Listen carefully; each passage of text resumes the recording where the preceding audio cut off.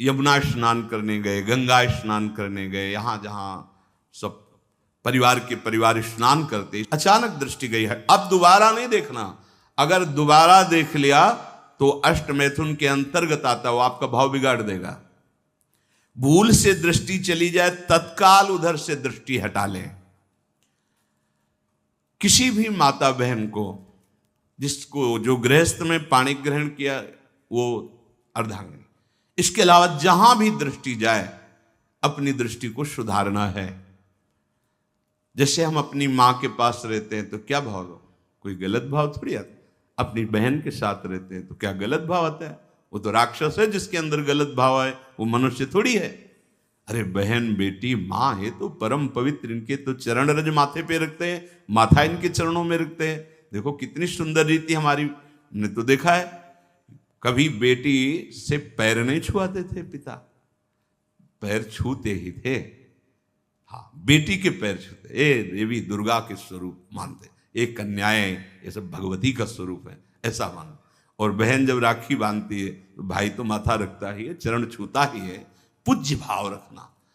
ऐसे ही जननी सम जान ही पर नारी, ये सब भगवती अम्बा की अंश स्वरूपा है। अपने लोग तो सब श्री जी की सखियां हैं, लाडली जी की दुलारी प्यारी सखियां हैं, अपने को ऐसा भाव। अगर हम स्त्री को, किसी भी स्त्री शरीर को देखकर भोग भावना करते हैं, हमारा पतन निश्चित है। कोई क्रिया हो या ना हो, यह चिंतन वाली बात है, ध्यान रखना। किसी भी माता बहन को भोग बुद्धि से, जैसे शास्त्रों में कहा गया नरकस्य नारी, बात है कि तुम्हारी भोग भावना जो नारी के प्रति है यह नरक पहुंचा देगी। त्रिविधम नरकस्येदम द्वारम नासन मात्मनः कामः क्रोधा तथा लोभा तस्मादेत्रयम् त्यजेत। माताओं बहनों की तरफ देख करके काम भाव से उनको देखना तो तुम समझ लो नरक जाने का रास्ता फिट कर रहे हो। त्रिविधम नरकस्येदम, शास्त्रों ने तो जगदम्बा कहा है, शास्त्रों ने तो मां कहा है इनको। जननी सम जानो पर नारी, कहां जगत की जो वार्ता है वो कहां शास्त्र के विरुद्ध पहुंच रही। शास्त्र उसको कह रहा है जो माताओं बहनों को गलत दृष्टि से देख रहा है कि नरक, ये तुम्हारे नरक का हेतु बनेगा जो तुम देख रहे हो स्त्री को काम भाव से।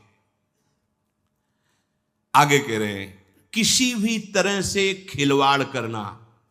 बच्चे हैं, बच्चियां हैं, अब उनको तो ज्ञान नहीं है कि आप गलत स्पर्श कर रहे हैं, आप गलत ढंग से छू रहे हैं, और आप अपनी वासना का पोषण करने के लिए छोटे बच्चों को, बच्चियों को गोद में बैठा ले, खिला रहे, और आपकी भावना दूषित हो रही। ये सत्संग है, बहुत होश में सुनिए। अंतर की वृत्ति भ्रष्ट होने में देर नहीं लगती है। वो अबोध अवस्था को प्राप्त बालक बालिकाएं हैं, भगवान का स्वरूप मानकर दूर से उपासक उपासना का बढ़ावा करता है। दूर से देखो, चरणों में प्रणाम करो, मेरे लाडली लाल इन्हीं बच्चों में खेल रहे, प्रणाम किया निकल गए। ऐसा किसी भी तरह से स्पर्श करने का अधिकार नहीं है। वो महापुरुष जो भगवत प्राप्त है वो खुद वैसे धूल दूषित उनके साथ खेल रहे, उनकी क्षमता हमारे हृदय में नहीं जागृत है, चूक हो जाएगी। बहुत सावधानी का। एकांत में किसी भी तरह का व्यवहार करना विपरीत शरीर से, काम चेष्टा नहीं कर रहे, पर हंसी मजाक, छूना, खेलना, बातें करना, वो आपको भ्रष्ट कर देगा। एकांत में किसी भी ऐसे विपरीत शरीर का ऐसे हंसी मजाक करते हुए स्पर्श करने से भावना में काम प्रभाव जागृत हो जाता है। बलवान इंद्रिय ग्रामो विद्वानम अपि कर्षति, साधारण की तो बात जाने दो। किसी भी जीव को मैथुन करते हुए एकाग्रता पूर्वक देखना, मानो कोई पशु पक्षी आदि ऐसे मैथुन धर्म से अचानक दृष्टि गई, राधा राधा राधा, अगर आपने एकाग्रता पूर्वक देखा तो ये दृश्य आपको भ्रष्ट कर देगा। फिर मोबाइल में देखने वाली तो बात ही जाने दो। अचानक दृष्टि गई किसी पशु पक्षी आदि में, राधा राधा, अपनी दृष्टि नीचे की चल दिए। अगर उसका चिंतन बना, उसको एकाग्रता पूर्वक देखे तो कुछ क्रिया नहीं होगी। मनोवाह नाड़ी इतनी सामर्थ्यशाली, जहां चिंतन हुआ काम का, वो पूरे शरीर से सप्तम धातु को, ब्रह्मचर्य आपका क्षीण हो जाएगा। बहुत सावधानी की जरूरत। वीर्य, प्राण, मन इन तीनों का परस्पर घनिष्ठ संबंध है। एक भी स्थिर हो जाए तो तीनों स्थिर हो जाएंगे। ब्रह्मचर्य ठीक, मन एकाग्र और प्राण सूक्ष्म। सूक्ष्म प्राणों के द्वारा ही परम योग को प्राप्त किया जाता है। स्थूल प्राण बहुत खाना, बहुत चर्बी बढ़ाना, ये साधन हो पाएगा? शांत ऐसे आटा लगा दिया जाए, उड़े ना। श्वास प्रश्वास चल रही, उस आटे पर धक्का भी नहीं लगना चाहिए, तब समझना चाहिए कि प्राणवायु सूक्ष्म हो रही। इन बातों का कोई ध्यान ही नहीं हो रहा, बस मनमानी आचरण। बहुत इतना खा लिया और उसी को पचाने में पूरी शक्ति लग गई। भजन और एकाग्रता और इंद्रिय संयम तो बात जाने दो, इतना पा लिया। वीर प्राण मन तीनों का परस्पर घनिष्ठ संबंध है और उपासना में तीनों का बहुत बड़ा योगदान है। प्राण सूक्ष्म, देखो नाम जब आप श्वास लेते हैं आराम से और नाम चल रहा है घसा, फिर श्वास आराम से, नाम चल रहा है। अब स्थूल प्राण है, बैठे हो, सुनाई दे रही आवाज प्राणवायु, सांप की सी फुसकार निकल रही। आप साधक हैं, आप उपासक, इतने स्थूल प्राण, तो आप मंत्र कहां चला पा रहे हैं? इसका मतलब मंत्र नहीं चल रहा। आराम से शांत श्वास। प्राण जिसका ब्रह्मचर्य ठीक है, बिना प्राणायाम के भी वो सूक्ष्म हो जाएगा। जिसका प्राण सूक्ष्म है, ब्रह्मचर्य ठीक है, मन को एकाग्र करने के लिए ज्यादा श्रम नहीं करना पड़ता।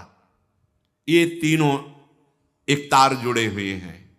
ब्रह्मचर्य ठीक नहीं, मन भयानक चंचल बदमाश होता चला जाएगा, गंदी से गंदी बात पेश करेगा आपके सामने, गंदे से गंदे आचरण करेगा, भूल जाएगा कि हम मनुष्य हैं, पशुवत आचरण में उतार देगा। ब्रह्मचर्य प्राण मन तीनों का परस्पर बहुत घनिष्ठ संबंध है।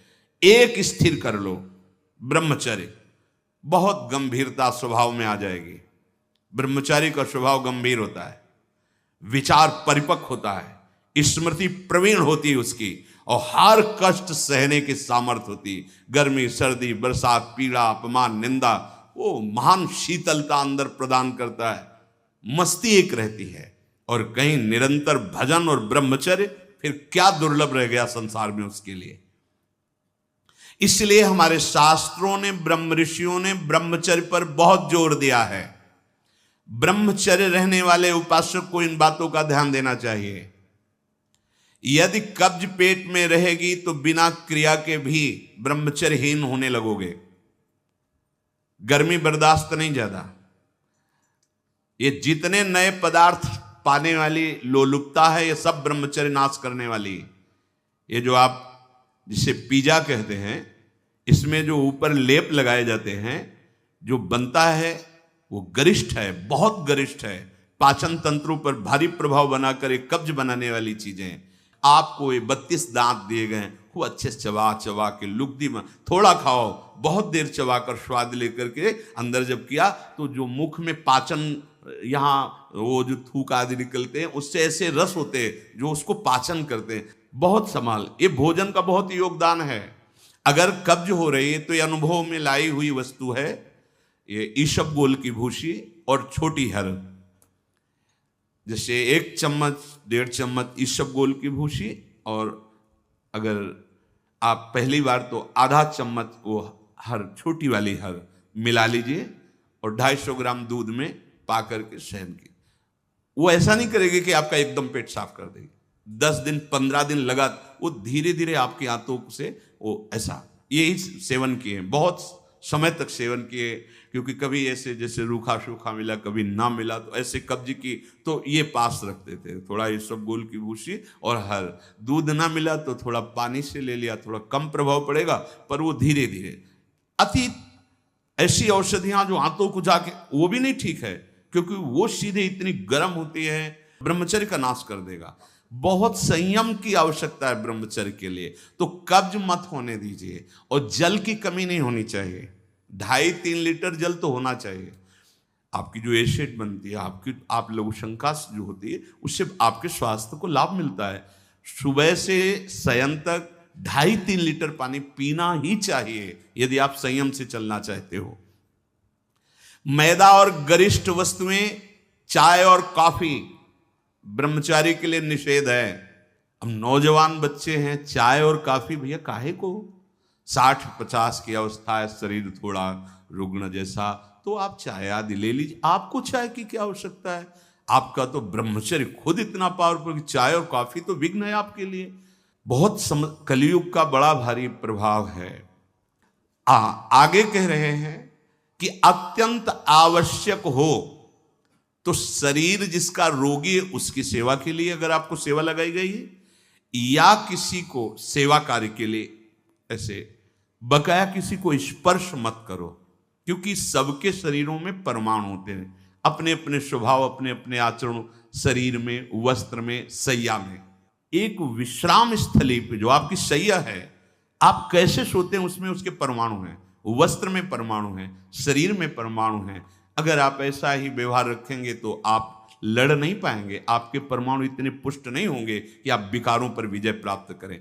स्वाभाविक भीड़ में कोई छू रहा हो बात अलग है, हमें छूने की चेष्टा, अगर किसी रोगी की सेवा तो फिर विचार नहीं करना है, कोई सेवा पे है तो हमें विचार नहीं करना है। स्वाभाविक ऐसे हंसी मजाक या व्यवहार में हम बचें, स्पर्श से बचें। यहां वो छुआछूत वाला स्पर्श नहीं, अपने परमार्थ को पुष्ट करने की बात है।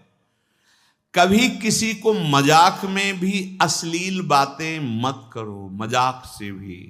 जैसे हंसी मजाक में आप ऐसे, उसका प्रभाव पड़ेगा, वो शब्द है, वो आपके अंदर पहुंचेगा, मनन करेगा और फिर वासना जागृत कर देगा।